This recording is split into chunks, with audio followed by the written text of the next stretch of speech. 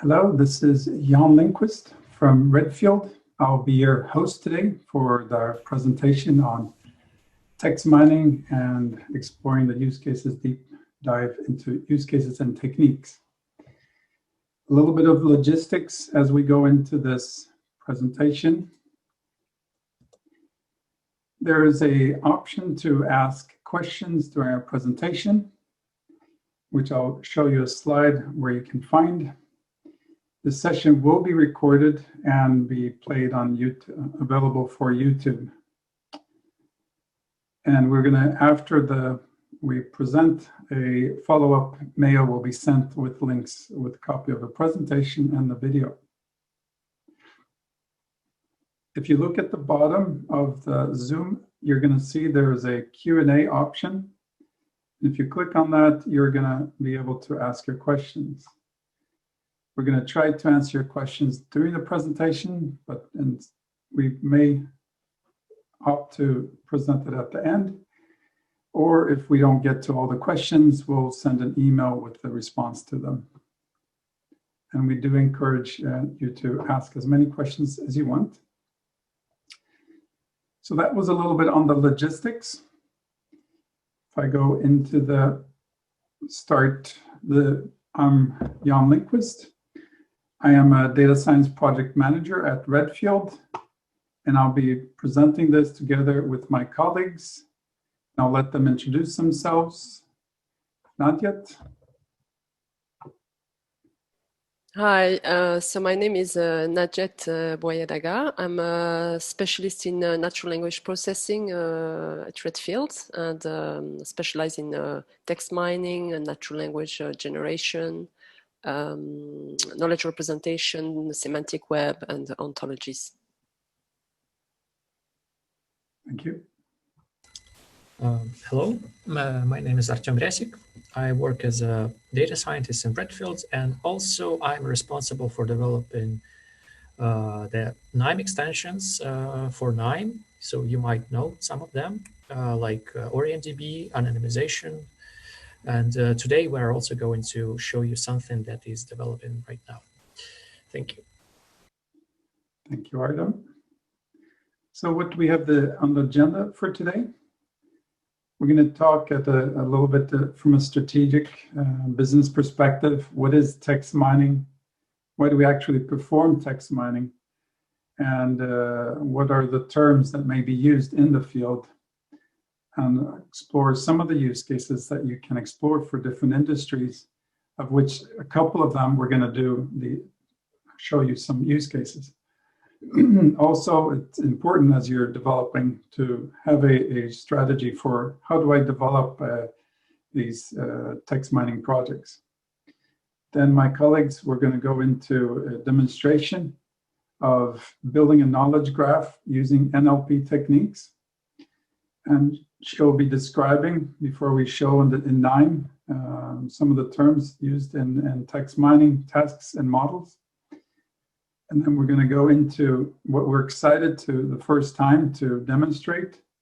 Redfield's developed some BERT nodes. So we're going to be natively in KNIME instead of having to use Python. And we're going to demonstrate a sentiment analysis with document classification using BERT. And to give some background, we're going to also explain a little bit if you're not familiar with BERT, what is so great with it, this new technique for NLP. And then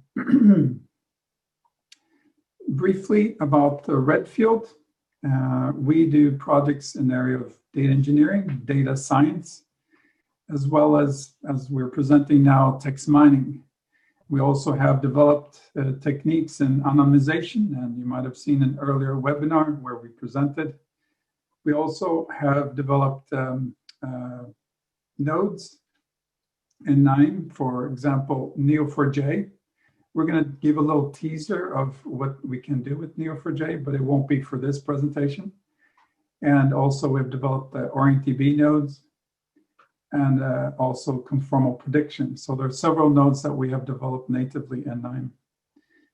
What we look at is, we believe in a rapid application development through a reference implementation. So when we work with our customers, they might not know exactly how they should develop them in KNIME. We will give them a reference implementation and take 3 to 4 weeks to deliver. And also we do perform an end-to-end data science project. We're also KNIME certified, and we provide training and as well as support. So if you're to deploy a cloud-based KNIME server, we do the installation and operations of it. And as mentioned, we also do node development. Why do we perform text mining? There is a lot of unstructured data that's being created daily, and most of it is unstructured. And this is only increasing. And it's very important to tap into this information and this source. It's almost a competitive necessity to explore what are your capabilities with these the text mining. And that means from solution is text mining, analysis of the text, and processing, which I'll be touching on the next slide. And a key aspect to simplify your work is making it semi-automatic for extraction and discovery knowledge of that data. And the workflows we're going to demonstrate will show how that can be automated. This is just meant to give a general overview of the field of text analytics. It's a combination of informational retrieval, of which you can look at the documents, performing search, adding to search engines. It's also the NLP, the natural language processing. And also we have the data mining aspect of looking at the data and performing clustering or classification or adding associations.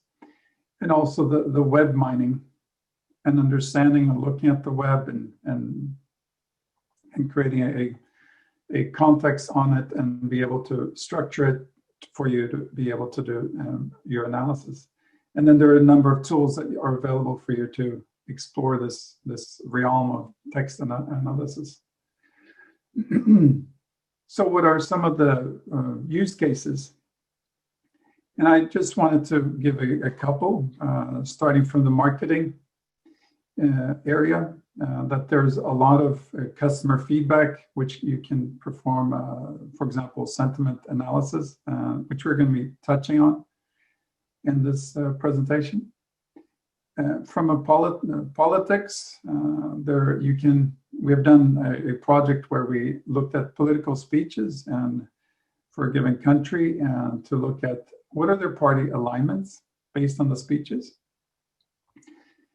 Looking from a technology perspective, you might be looking at the COVID apps and what is the expectations on it. Are they good reviews or bad?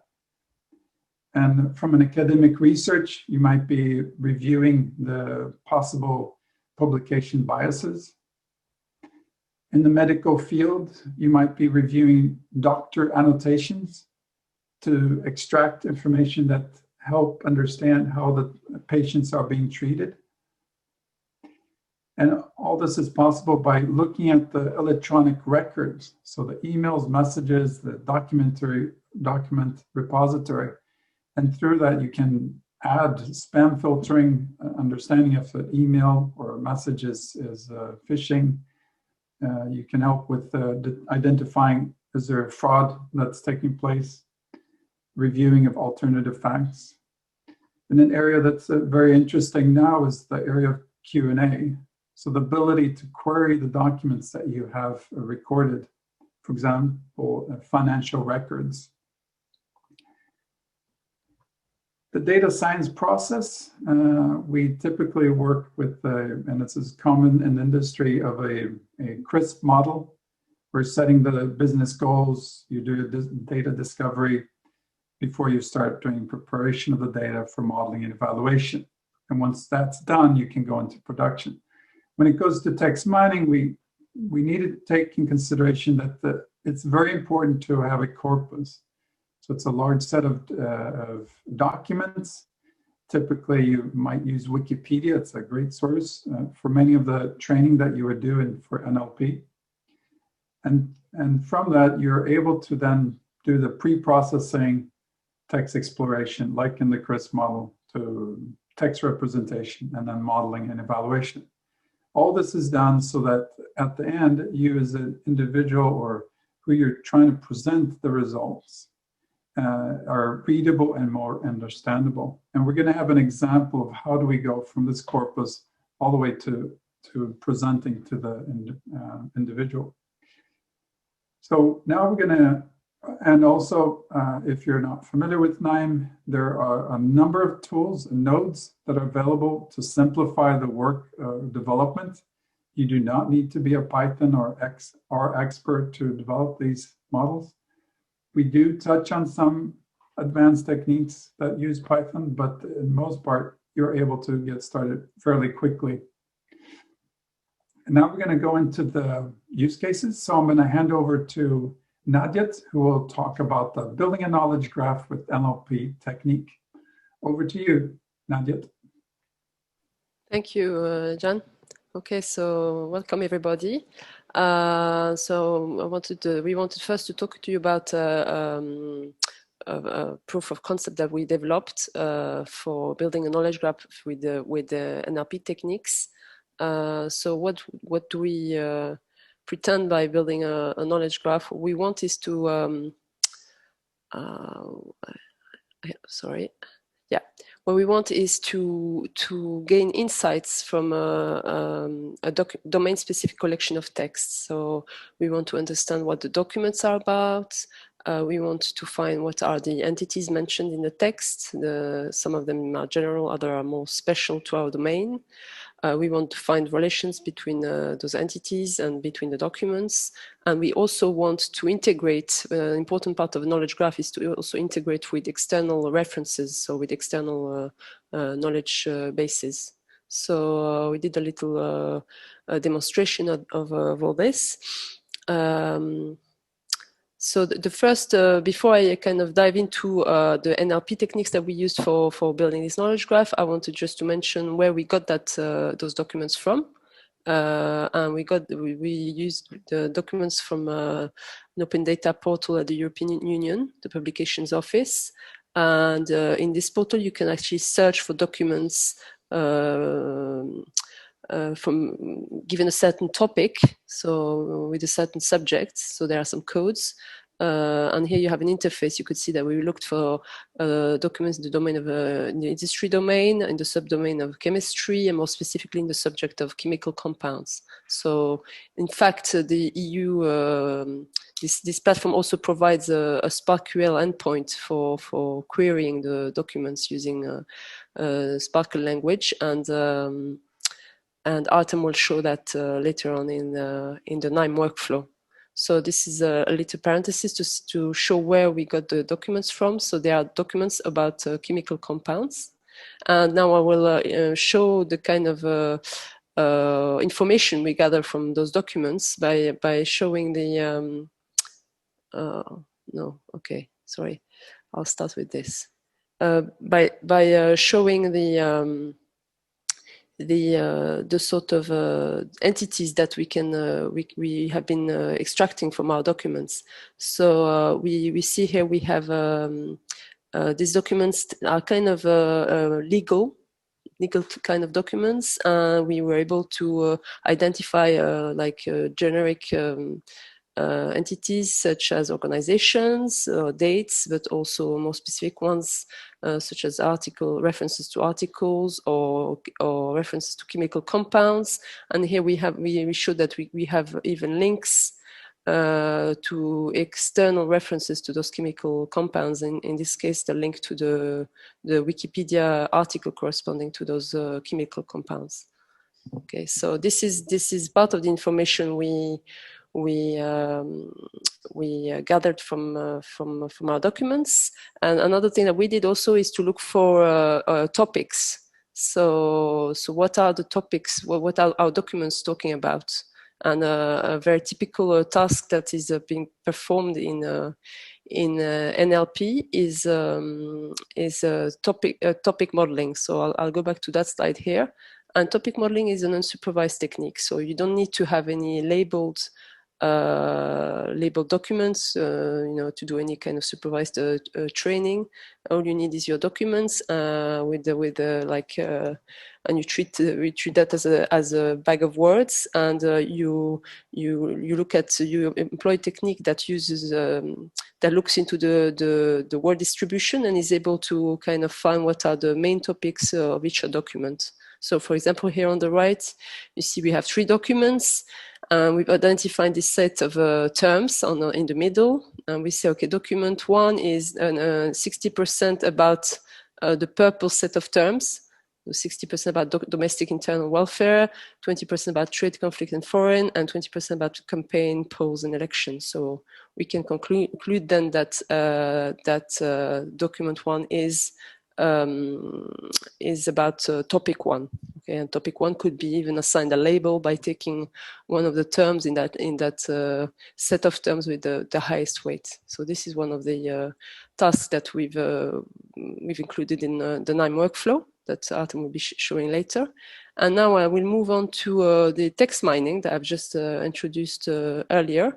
And this is kind of the typical task that you need to perform when you do text mining. Okay, so the classical task, shall we say? So you have a text at the top. You do some internally. Usually, you do some linguistic processing. You can find what are the part of speech or relations. You can also represent each token with some word embedding, and then you're going to recognize named entities, which is what we've done. So you can identify sequences of tokens which are like persons or locations or dates or chemical compounds. You can go even further and perform other tasks such as the so-called co-reference resolution. So you might say citric acid, and then you might then say the compound, so this is kind of a reference. They both refer to the same thing. Another task that you like to perform is entity linking, which is basically the linking of it's also sometimes called disambiguation or normalization of the entities. So you want to figure that citric acid refers to a specific kind of concept with a specific ID. And in that case, for example, that ID will be the URL to the Wikipedia concept.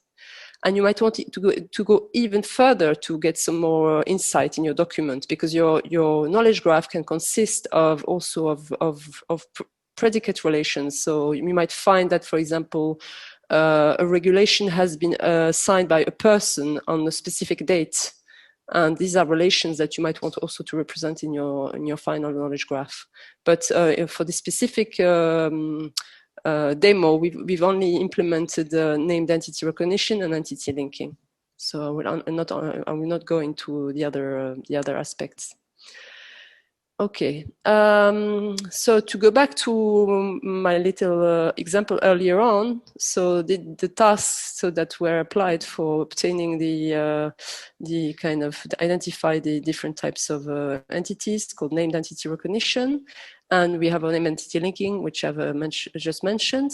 And there, you can see there are different types of entities. There are some that are general, like organizations, and a lot of named entity recognition models have been developed for doing organization detection. There are also some models for detecting dates, but you're unlikely to find an off-the-shelf model for detecting chemical compounds or article numbers. Okay, so we've developed for each one of these types of entities different kind of techniques that we'll explain here. So, for example, for organizations, persons, and locations, we've used the deep learning library FLAIR. So, because this was just a proof of concept, we just used the out-of-the-box NER model. But obviously, you might want to train your own sequence labeling model. And in order to do that, you would have to kind of label your own data set. Next, we also used Spacie because why? Because Spacie is basically has a lot of things available. So, for example, it has dates. It has an out-of-the-box model for dates, which Flare doesn't have. The reason I must insist, actually, the reason we used Flare, because we could have used Spacie for organizations, persons, and locations, is because the performance of Flare was superior. I mean, it was much better than Spacie. So we decided to use Spacie for some entities and Flare for others. In addition to this kind of machine learning models for dates, for example, we used a regular expression phrase matching rules. So you can actually, the nice thing about Space is that you can actually integrate this kind of specific, like regular expression rules, matching rules in the pipeline as a component in the pipeline. So it means that, you know, all the like annotation is, the detection is done like seamlessly, and you end up with a single annotation. So we did for the identification of references to documents, articles, and regulations, obviously because it's so regular, we used regular expressions. And for chemical compounds, we could have trained our own model for recognizing chemical compounds, but obviously we didn't have you know, the time or the resources for doing that. And also we actually had available to start with, we could extract all the labels of chemical compounds from the Wikipedia ontology. That was 58,000 labels, and we used that as a gazetteer to build another component for, which is like a rule-based matching. So we used that, and you know, that was pretty good. So so we got this, and we got now two annotations, one from Flare, one from Spacie.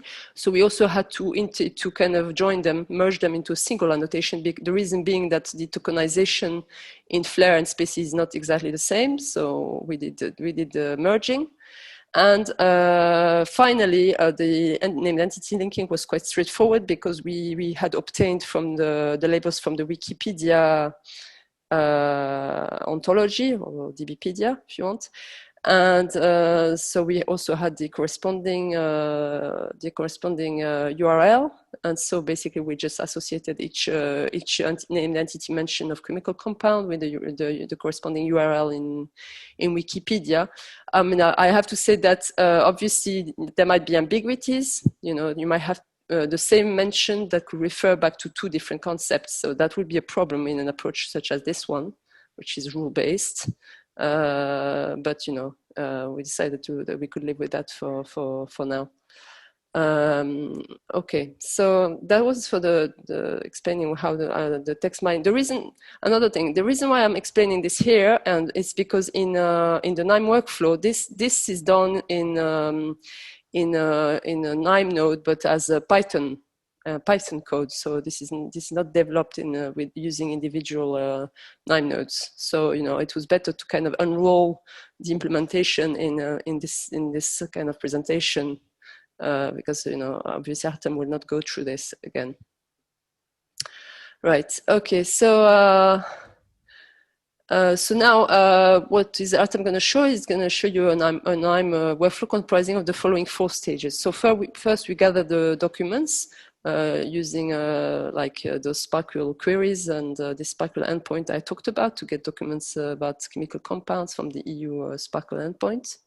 And then we perform text processing, which includes the text mining that I've just talked about, and also topic modeling, which is a native KNIME node in that case. And then we populate the knowledge bases, including Neo4j in that case, and also KNIME's own internal graph representation. And then we perform some interactive visualizations. So Artem will be showing you this. But to finish with this explanation, I'll show you the kind of knowledge graph we will obtain. The knowledge graph is basically the end product after doing all this, after doing the text mining, topic modeling, and we could, as I mentioned earlier, we could just go further and also do it at the level of the sentence. You know, find how the sentence is related with each other, and do you know, look at verbs for more fine-grained predicate relations, etc. Okay, now I'm going to hand over to Artem to present the workflows. Thank you. Thank you, Najat, for this introduction. Okay, so I believe now you can see my screen. And so this is the first use case that Najat described in detail. So let's just take a look on the workflow that we have prepared. So first of all, we have released the short version of this workflow that doesn't include data gathering and data processing. But it includes some additional steps such as populating the graph and text processing with and topic modeling as well. So you can find it by its name or by this link. So all the links will be available in the presentation after. So the first of all, in order to build our own knowledge graph, we are going to use Neo4j storage. It's a graph database.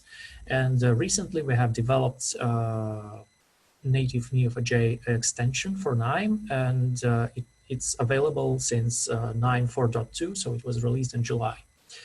And I really encourage you to test it and play without it. So yeah, in order to run this workflow, even the short version, you need to have Neo4j 4 installed. So starting with first, user is supposed to provide the credentials. So it's just a simple widget here. Okay, that's just a preliminary thing. Then we use this Sparkle extension or web semantic extension for KNIME that allows you to connect to this publicly available Sparkle endpoint provided by European Parliament. So no authentication is necessary. So here is the link. Afterwards, we extract the documents that are dedicated to some specific topic. So you can check the topics on the website, as Najat mentioned. And particularly, we are interested in topic 3810, which basically stands for chemical compounds. And basically, we are just gathering all the documents issued in English language, and we are gathering 200 documents. So afterwards, we extract these documents with this web page retriever, and there was a question in chat. So we are basically extracted as an XML or HTML documents, which are basically the same in this context. So yeah, we just gather the web pages, and it's HTML. Afterwards, we go to processing these documents. Sorry. So, yeah, correct. So we process in the scraped documents. So we do some kind of a processing. For example, we convert XMLs to strings in order to get rid of the HTML tags, because there are a lot of them. So with the help of some simple Python coding and using regular expressions, we can get rid of HTML tags. So basically we get the plain text. And afterwards, we use our own customized Python solution where we combine Flare, Spacey, and regular expressions along with the gazetteer that was extracted from Wikipedia. So, and there were one more question about another tagger provided by KNIME called Oscar. So unfortunately, I didn't know that it exists. So so we didn't compare the quality of predictions of our customized solution and Oscar's. But thank you for these hints. I guess I will do it a little bit later. So afterwards, once we extracted the documents and basically we tagged the documents, emphasized all named entities that were recognized in text as HTML tags, we again convert it back to XML string, and then we extract these documents. And finally, we create the Cypher queries in order to populate the graph database. So Cypher is a query language for Neo4j database. It's different from SQL, but still it's pretty easy language to learn. So once we did that, we also extract some additional metadata for the documents with a quite simple Sparkle query. basically, it's just a triple, like take this document and get everything that we can get for this document. So here predicate stands for any relationships or edges in the RDF graph on the EU Commission endpoint, and object stands for anything. So basically what we can extract here is when the document was created, the date, who is the author of the document, what is the type of the document, and so on. So this is just a way how we enrich our knowledge graph. Then we process it because we need to, we get it as a just documents or strings. So we need to process it and populate the graph again. So within these red nodes, we use these Neo4j nodes that basically populate the graph. So we create the nodes and the edges or relationships between these entities. And finally, we store the tagged texts in a SQLite database, because Neo4j is probably not really good for storing the big text. So basically there is a combination of two databases that we are using, and obviously they have cross references. And if you would like to extract the texts from Neo4j, it's possible to join with SQLite and then start reading. On the bottom part, we applied native KNIME text processing extension. So basically we did some general preparations such as POS tagging, stop word filtering, case conversion, punctuation erasure, and so on. Afterwards, we created the bag of words and calculated the terms frequency for every noun in the documents. And afterwards, we applied latent directly allocation in order to make a topic extraction. So there were two questions regarding this part in chat. So the first question is that, is it possible to make topic modeling based on the previous model? So I believe no, because, well, at least KNIME doesn't provide the LDA model. And I believe in general, it's not really possible to do this, because you need to have a full corpus of the documents in order to extract some topics. And another thing is that user is supposed to manually provide the number of topics desired to look through the documents, and user is supposed to specify the number of words that form this topic. So I use these parameters: 5 topics, 10 words per topic. What else? Yeah, and then we matched all, we joined all this information together. So this information might be useful in our graph. And then we populated the graph with the topics and the terms and the frequencies of the words. And that's it. So the ETL step is over. So we populated the graph. And now I can show you the basically web application, which is really good use case for probably running it on web portal. So here is the dashboard that I have built. So what we have here. So first of all, user is able to filter the filter by named entity tag. So there are multiple tags, so such as chemical compound, persons, location, and so on. And it's possible to select some specific term and then check which documents are related to this term. So let's take a look. We're going to take this example with the word Sweden.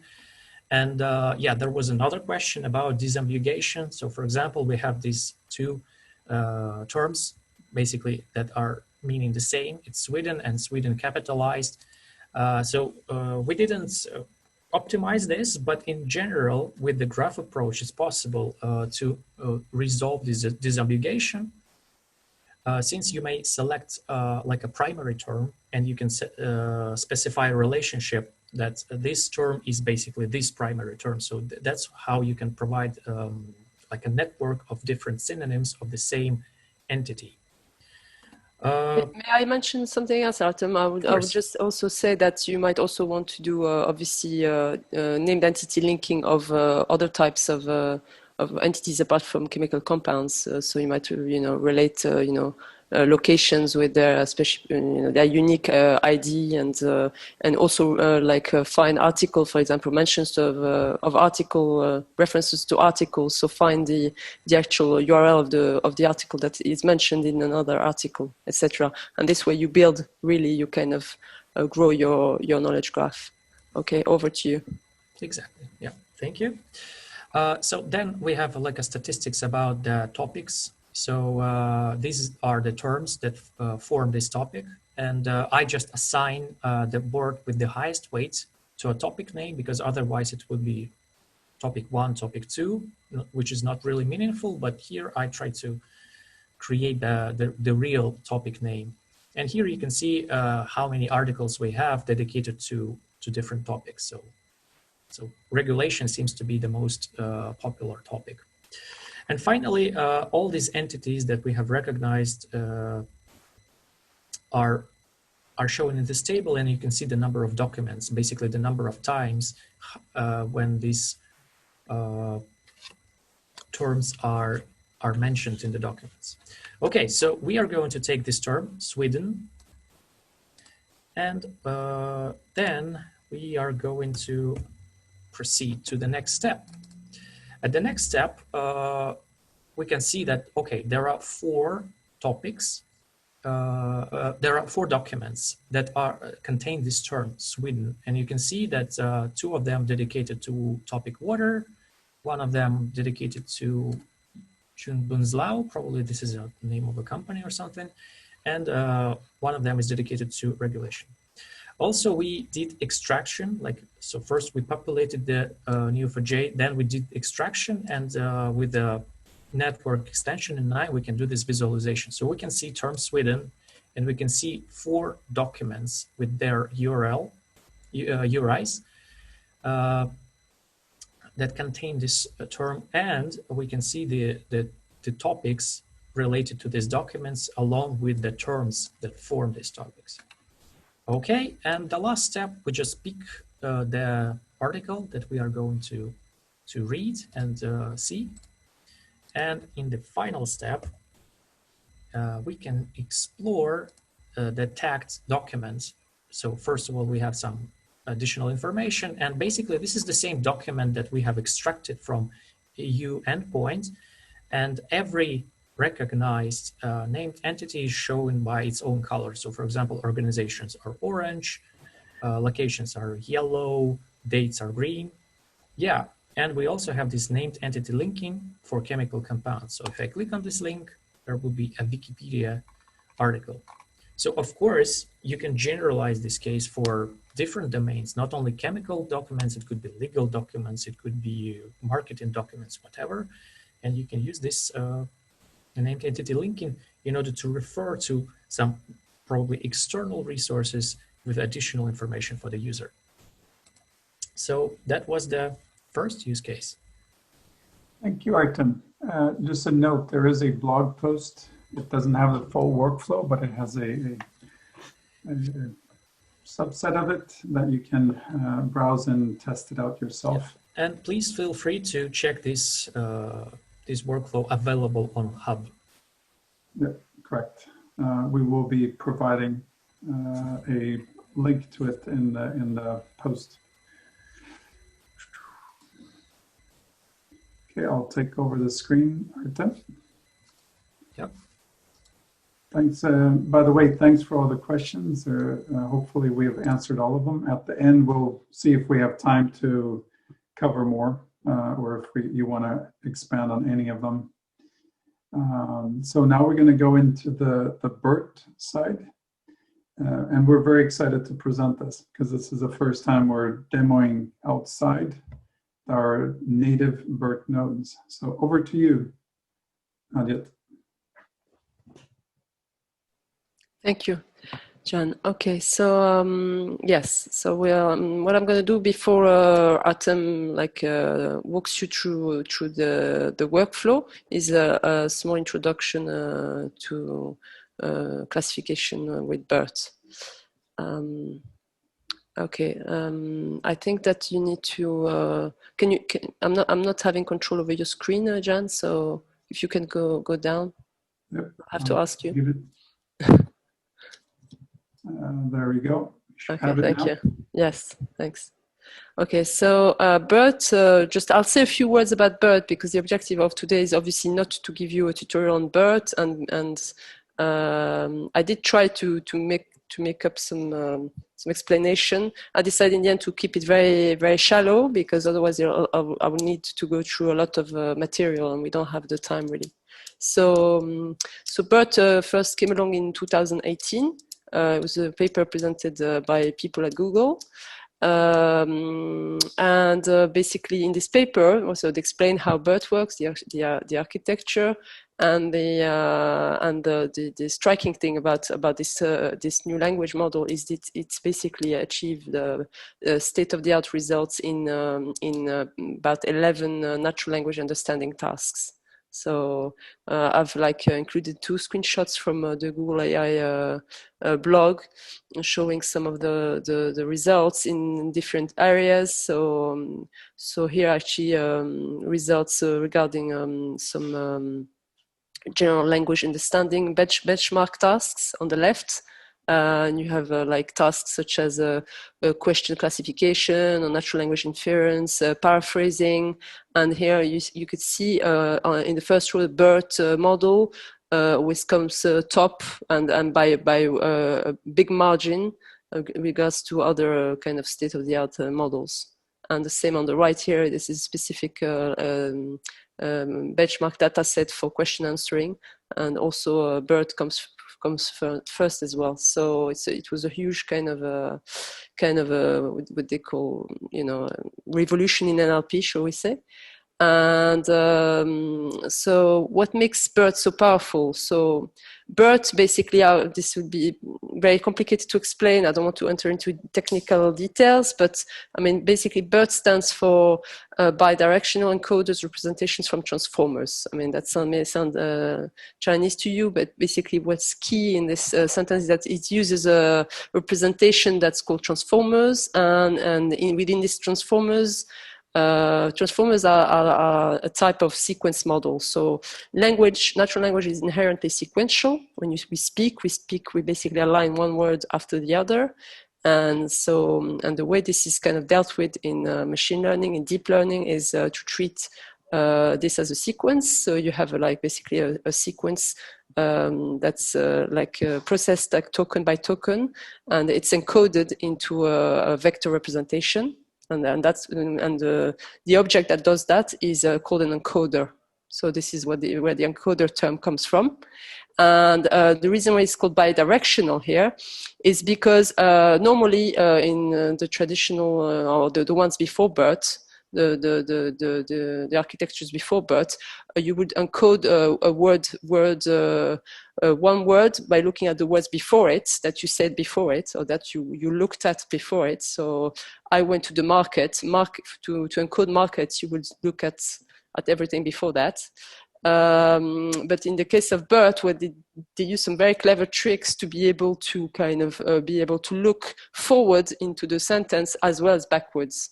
And that's very important in natural language because, in fact, in a lot of things that we do and the interpretation that we have of language is based on this capacity of being backward looking and forward looking. So if I say mark my words, mark has a different meaning than if I say Mark went to the market. Okay, and that's I can only understand the word mark by listening what comes next. So for us, it's easy and instantaneous, but for a computer, I mean, it requires this kind of mechanisms such as an architecture such as BERT. And the other thing I would say about transformers is basically what you do when you encode basically the tokens of a sentence to represent your final vector. what transformers do is that they got basically each token in a sentence to look at all the other tokens in the sentence. And this is what the transformer is, basically. And that's called paying attention. And more specifically, it's called self-attention, because you're paying attention within the same sentence. And that's called self-attention. I mean, this is what a transformer is, basically. And the key thing with BERT is that it's bidirectional. So I've included a visualization of that phenomenon in here. And the sentence is, the animal didn't cross the street because it was too tired. Okay. So in order to know what it refers to, this is a typical problem in natural language, which is called coreference resolution. You need to basically know that it refers to animal and not to street. I mean, you obviously know that an animal can be tired and a street cannot be. Okay, how can a computer know that? Well, with attention and bidirectional attention at that, you can basically get the encoding to look backwards and forwards into the sentence.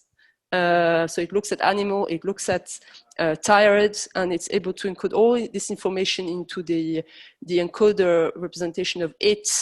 And this way, the nice thing is that once you have to do translation, for example, in French, the pronoun can be feminine or masculine, and animal is masculine and street is feminine.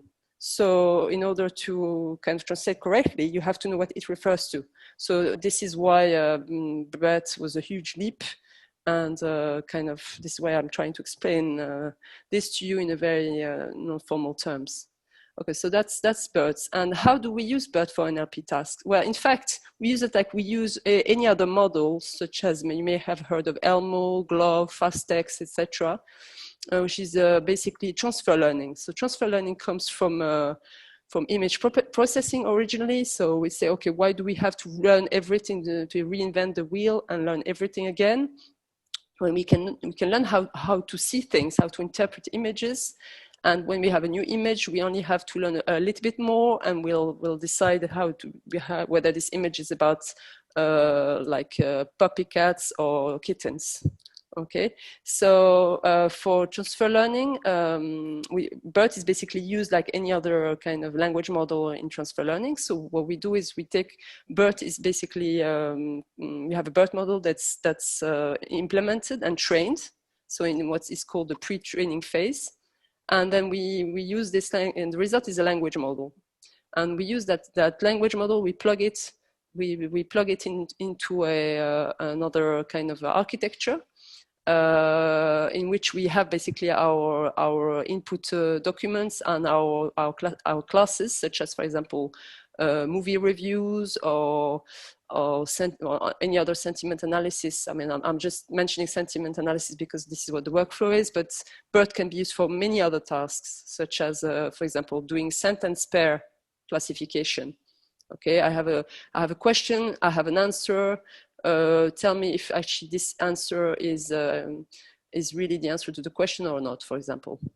Okay, so in transfer learning, we basically take that knowledge we have acquired of what the meaning of language is, and we apply it to a classification task. And this is what this shows here. So if BERT is trained using very powerful machines.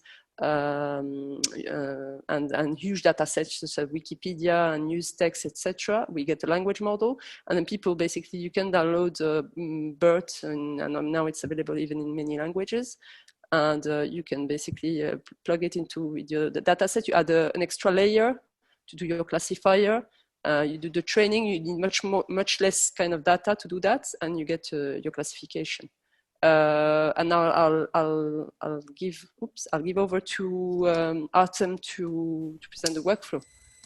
Thank you. Yeah, we have about 10 minutes. We might go a little bit over, so okay. If people don't mind. But over to you, Artem. Yeah, thank you, Najat.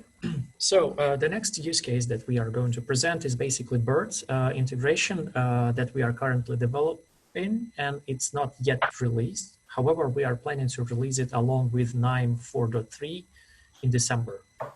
So first of all, this workflow that I'm going to present you is based on this workflow called Sentiment Analysis with BERT that was developed by Adrian Nembach from KNIME. And thanks, Adrian, for helping us with that. So basically, I took many parts from this workflow and into this one. So the problem that we are going to solve with this workflow is a binary classification problem. So I'm using a data set with movie reviews. There are 10,000 movie reviews, and as long as this is a binary data set, it's just positive or negative review, and we need to train a model to distinguish between different kinds of between two types of review. So basically, this top part, the green part, is taken from the Adrian's workflow. And as you can see, he was using TensorFlow 2 extension in order to apply BERT in KNIME. So this is a totally fine, and this is a really good approach. The only problem that we have here is that basically it definitely requires Python coding knowledge, and as long as knowledge of using Keras, BERT, TensorFlow 2 libraries, which is probably not comfortable for some users. So only specialists, deep learning expert can work with that. So basically what he did here is that he took BERT, one of the BERT models from TensorFlow Hub, and built a smaller workflow, a smaller neural network on top of this that will be classifying the sentiments of the reviews. So as you can see, even for initialization of the network, you need to use some code and other stuff. And the same for learning. So you need to provide some information how the learning should go. And moreover, in order to use BERT, you need to convert the documents. Basically, you need to tokenize them into tokens in terms of BERT, which also requires some code. It's hidden here. Basically, you can explore the same code on this workflow. As you can see, there are quite a lot of code, and even for an expert, it might take some time to review it, to understand how to use this. So our idea was to make BERT comfortable to use. So that's why we decided to develop this native solution. So we have developed some of the nodes, and 3 of them we are going to present today. So the first one is BERT model selector.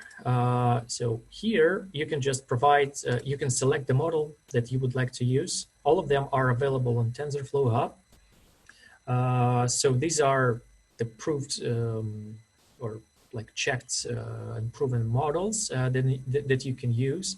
So you can provide a cache directory so you don't have to download it every time. If you have like a customized BERT model, you can use a external link to download it, and it will be cached as well.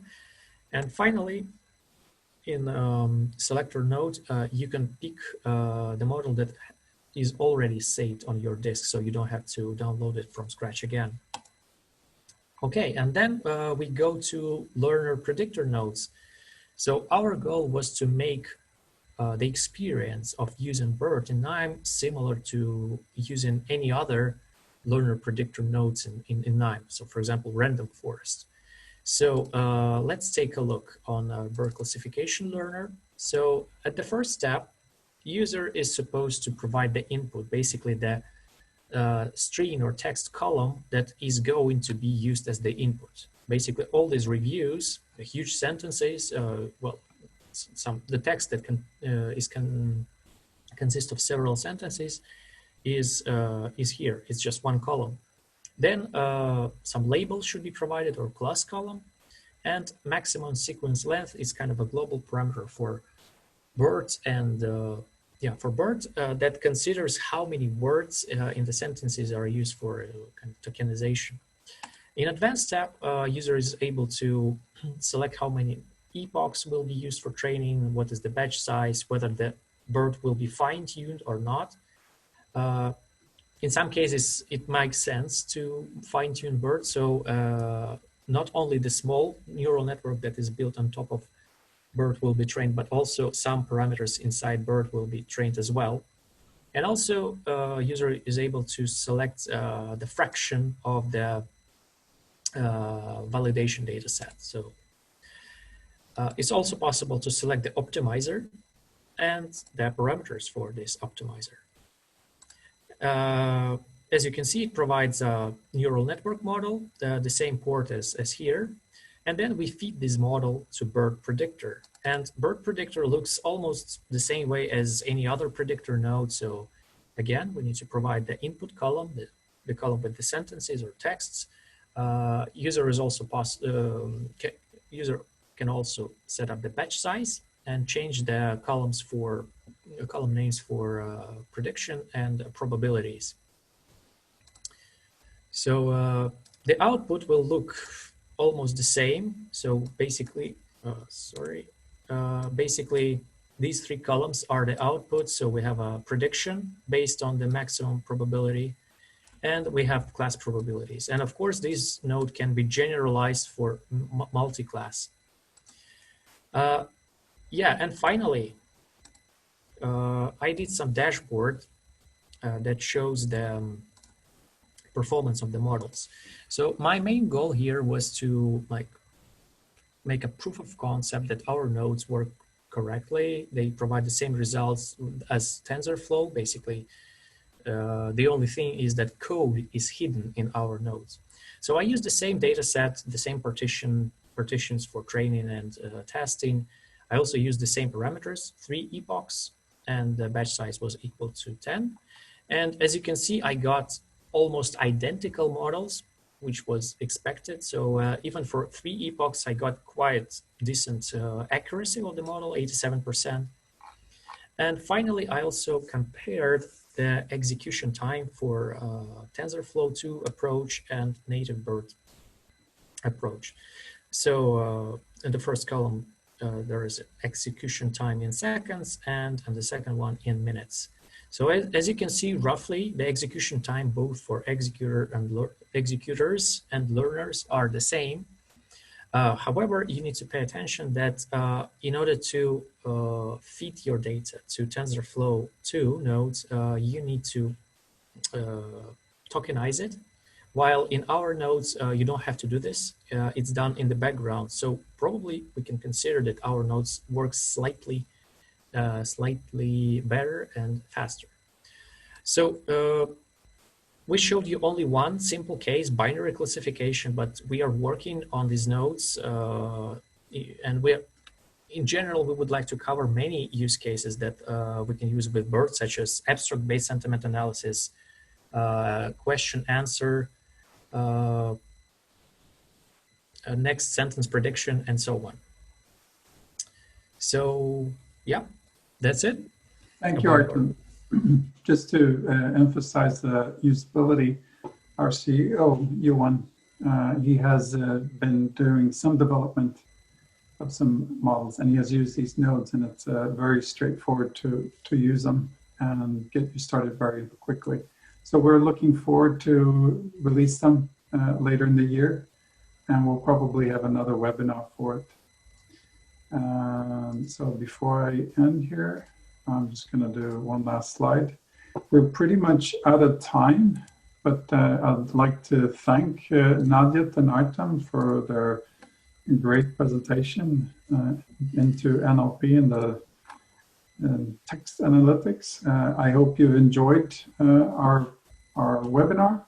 If there are any questions, feel free to contact us. We have our emails listed on this page. So looking forward to working with you guys. Until next webinar. Bye. Goodbye. Bye, thank you.